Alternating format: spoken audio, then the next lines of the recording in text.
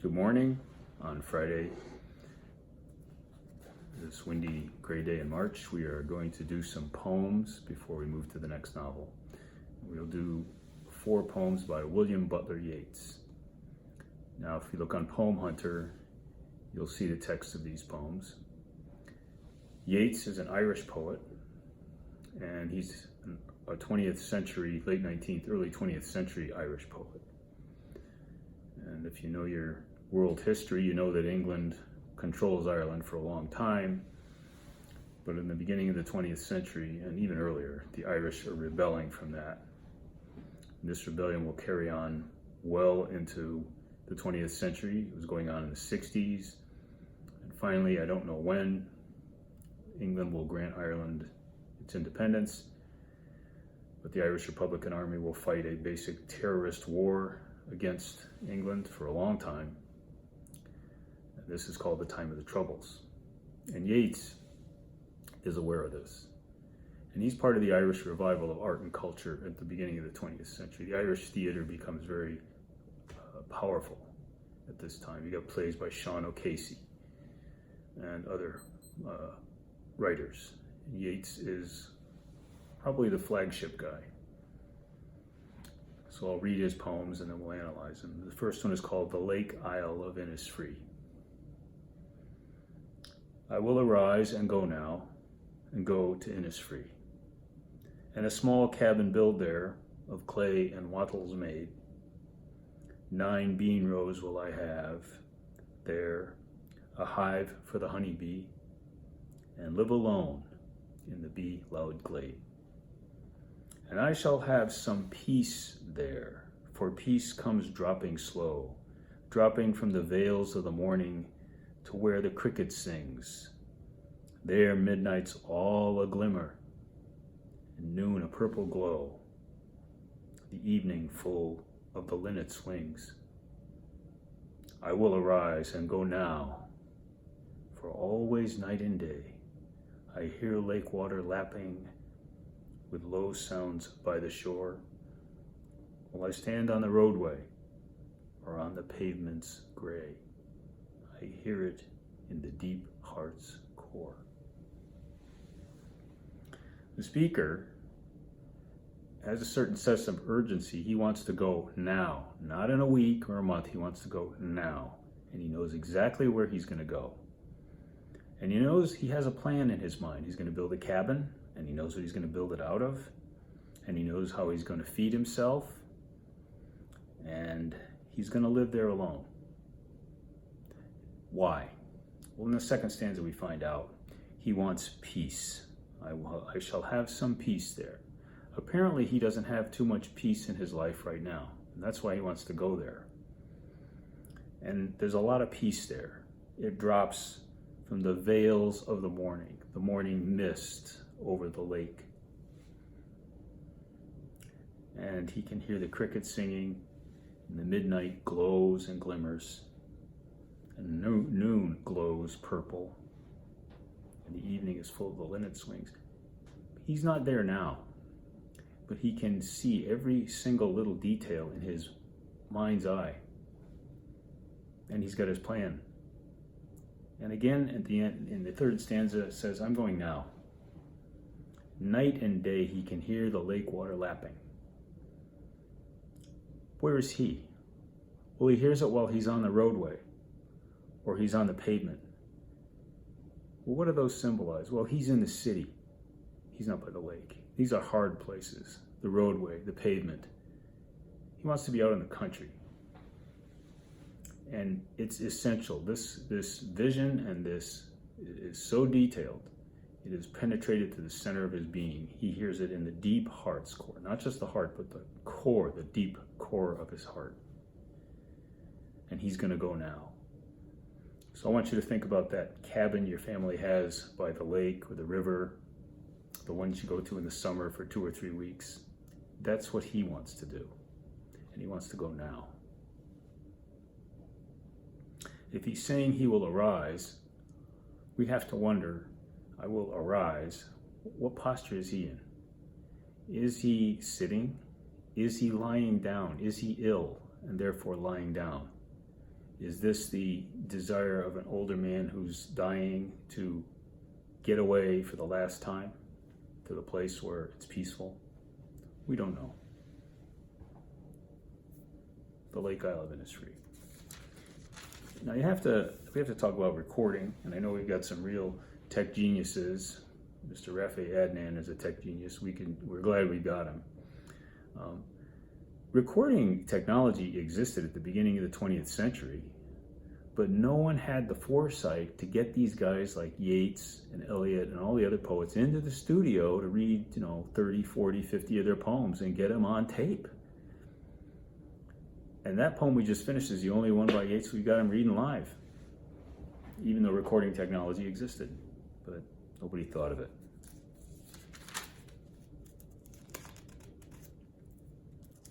Next poem by him.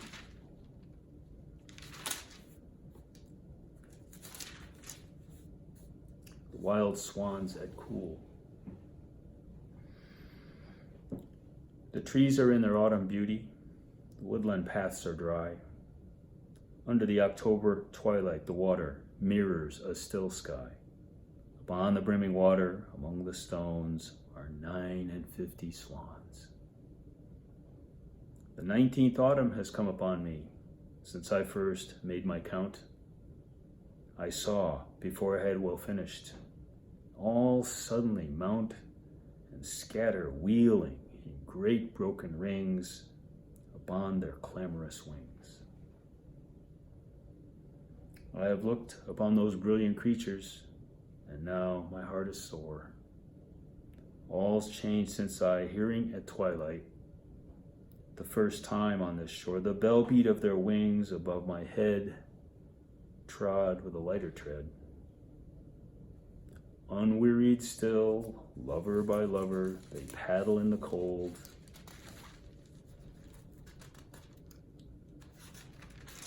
Companionable streams, or climb the air. Their hearts have not grown old.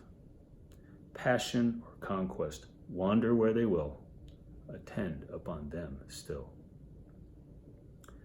But now they drift on the still water, mysterious, beautiful.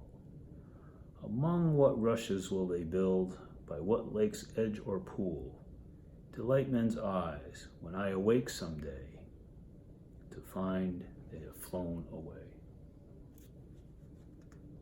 We did the Romantic poets, and strains of romanticism are in 20th century poetry. Obviously, this is a poem about nature, and the speaker is reflecting about nature, and he's sharing his inner experience. So we could say the Romantic poets set the mold for later poetry. It's autumn in the poem, the dying season. Apparently they're in their beauty, so the leaves are turning many colors. We're not to that stage of autumn where all the leaves are off the trees. But the woodland paths are dry, it's October, we're at twilight, again, the dying part of the day. An American author will use October Twilight as the title of one of his novels. The sky is still, and we're by a lake, and the brimming water has 59 swans on it. And we want to ask the speaker, how you must be paying careful attention to have counted them all and know exactly how many there are. Well, he has paid careful attention. In the second stanza, he's been coming here for 19 years. And a long time ago, he made his count, but he couldn't finish, because before he could finish, all the birds mounted into the air and scattered, and they wheeled in huge rings, broken rings. And they were clamorous, because you get 59 birds cawing and flying and flapping their wings. It's clamorous or noisy. Third stanza. He's looked on these brilliant creatures for 19 years, and now his heart is sore. Because he's changed, he's aged. The first time he heard the bell beat of their wings, he was walking with a lighter tread. So maybe he's aged. Maybe he's grown old. Maybe he doesn't walk as quickly as he used to. He's treading with a heavier tread now. He really admires them because they're unwearied. They never get tired. They represent love to him. They are lover by lover. And they paddle on the coal, and they're companionable. They're in couples. Maybe our speaker is alone or lonely. And they climb the air, and their hearts have not grown old. Their speaker's heart apparently has grown old, and he wishes his heart had not grown old. And they can still have the passion of youth, the conquest of youth, and the wandering freedom of youth. But right now, he's just watching them drift on the water. They're mysterious. He doesn't know everything about them. They're beautiful. They represent beauty to him. And he wonders where they're going to go and where they're going to build their nests by another lake or another pool of water to delight somebody else's eyes when he awakes someday and finds they've gone away. An older man watching something in nature, reflecting on it. Yes, that's what he's doing.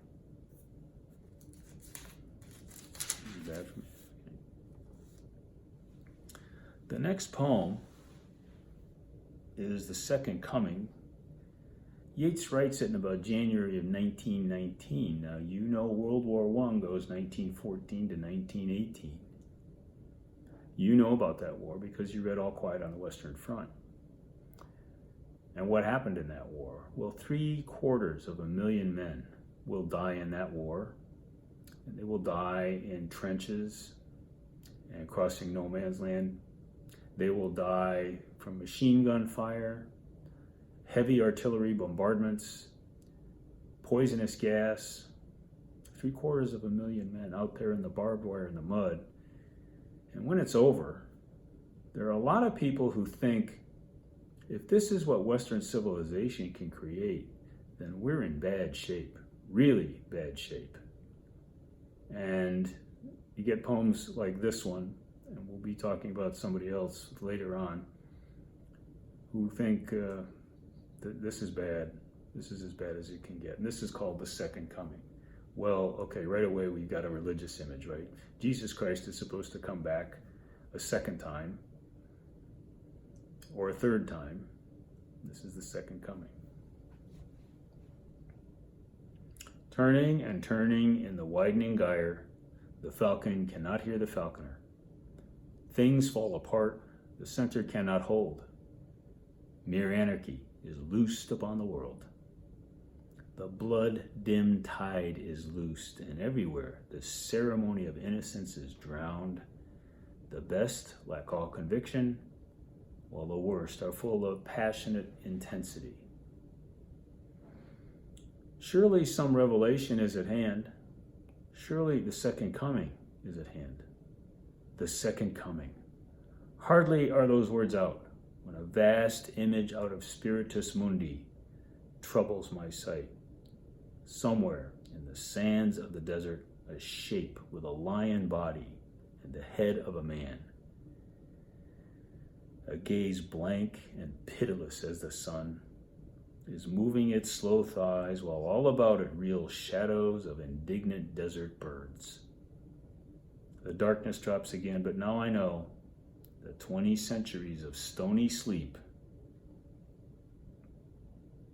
were vexed to nightmare by a rocking cradle, and what rough beast, its hour come round at last, slouches towards Bethlehem to be born.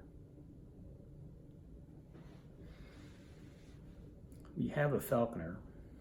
Falconers work by putting a bird on their arms, a falcon, and they hood its eyes. They take the hood off, and the bird's supposed to fly and obey the falconer's calls, and the bird will hunt other animals and bring them back. The problem is that this falcon is turning and turning in a widening gyre. A gyre is like a big spiral, and the bird is not obeying the falcon. The falcon can't hear the falconer, and so we've got an image of anarchy. Anarchy is when there's no law, no control, no government. Everything is in chaos, and things are falling apart. The words "things fall apart" will be used by the African writer Chinua Achebe for the title of his novel, Things Fall Apart. And the center's not holding, and anarchy is loosed. This is bad stuff. We have a blood-dimmed tide. Imagine going to the beach and the ocean is blood red. 7.75 men.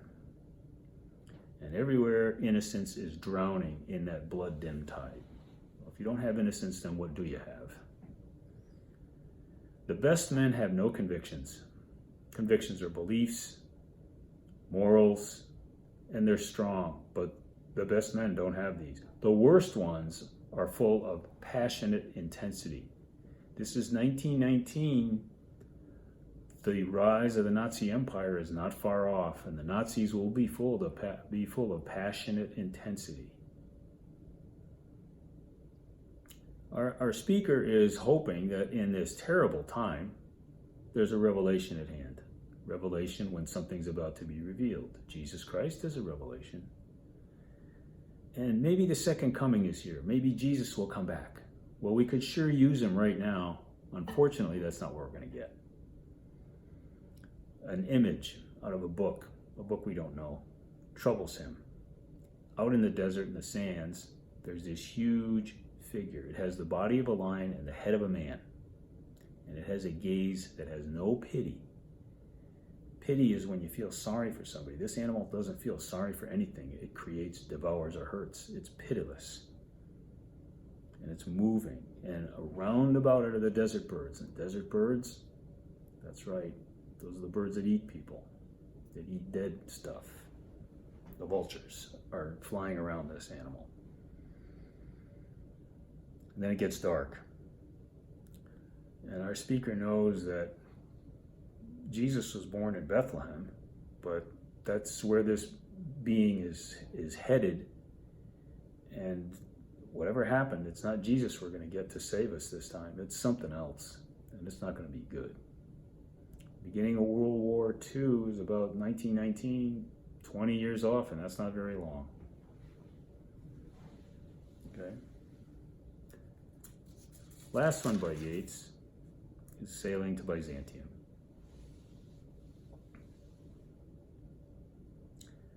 That is no country for old men. The young in one another's arms, birds in the trees, those dying generations at their song, the salmon falls, the mackerel crowded seas, fish, flesh, or fowl, commend all summer long whatever is begotten, born, and dies. Caught in that sensual music, all neglect monuments of an aging intellect. Yeats numbers the stanzas here. So in stanza 1, by the way, No Country for Old Men will be the title of a book and a movie. And old men in this country don't matter because the young have everything, and they're loving one another in each other's arms, and they're birds. But remember, everybody's going to die, that they're going to die and being dying generations. And there's a lot of physical life. There's salmon, there's mackerel, there's fish, flesh, fowl, and it's summer, the life season. And everything is begotten, born, and made, and dies, he's reminding us. And they're caught up in the sensual music, the sensual of the senses music, and so they're not paying attention to anything that will represent unaging intellect, something that will last forever. They're more interested in the moment. Part 2. An aged man is but a paltry thing, a battered coat upon a stick, unless soul clap its hands and sing, and louder sing, for every tatter in its mortal dress. Nor is there singing school, but studying monuments of its own magnificence. And therefore I have sailed the seas and come to the holy city of Byzantium. An old man is paltry, not much. He's like a tattered coat on a stick, unless he has a soul, and the soul is active. The soul has to clap its hands. The soul has to sing. The soul has to sing for everything that's mortal in it. Mortal means it will die, but it's the soul that's going to go on and endure forever. And the only way the soul can sing is if it studies the monuments of its own magnificence. There's the alliteration of the M words. The monuments of its own magnificence are things that come out of the soul. And so our speaker has sailed and come to Byzantium. We'll find out why in part 3. Part 3. O sages standing in God's holy fire, as in the gold mosaic of a wall, come from the holy fire, Pern and Agire, and be the singing masters of my soul. Consume my heart away, sick with desire, and fastened to a dying animal. It knows not what it is, and gather me into the artifice of eternity. Sages are wise men, and I believe he's referring to the Bible story where the king is testing the wise men every which way he can, and he comes up with a new one day and says, okay, I'm going to have you stand in a furnace and see if you burn. I always tell the same jokes. The 4 guys are on their way to a restaurant, they've got reservations, and they think, okay, if you want us to do this, we'll do it. They step into the furnace and nothing happens because they're protected by God. And they are standing in God's holy fire. Nothing can hurt them. He's looking at a mosaic. A mosaic is an artwork that's made of little pieces, all the different colors. It takes a lot of work to do this kind of thing. And he wants those sages to come out from the holy fire and spin in that gyre thing, the spiral again, that goes around and comes down and goes back out again. And sing to his soul. Teach my soul, be the singing masters of my soul. Teach my soul to sing.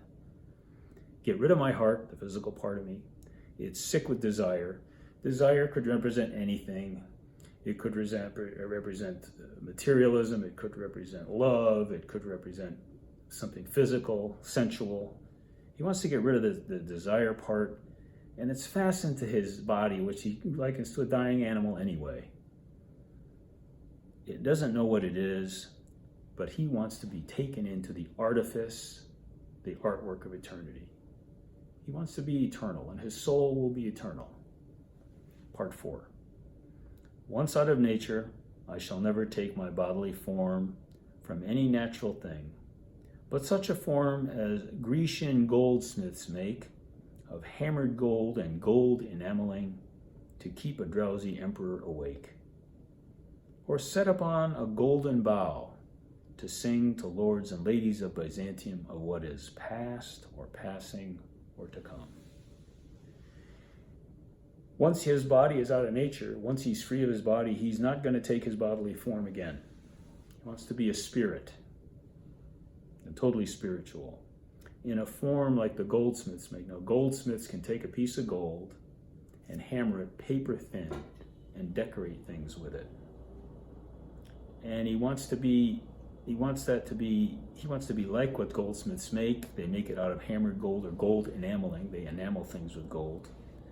And he knows that these artworks are owned by emperors, and these would keep emperors awake, even though they're drowsing. It would entertain them. Or he wants to be set like one of these golden birds on the bough of a tree to sing to the lords and ladies of Byzantium. And he's going to sing about all the time periods, what's past, present, or to come. This is a man who wants to escape his body and become a total spirit and live eternally. And that must mean he believes that that's what's going to happen to him. So these are 4 poems by Yeats. We hope you like them. Next up, one of my favorites, Thomas Stearns Eliot. We'll be talking about him next time.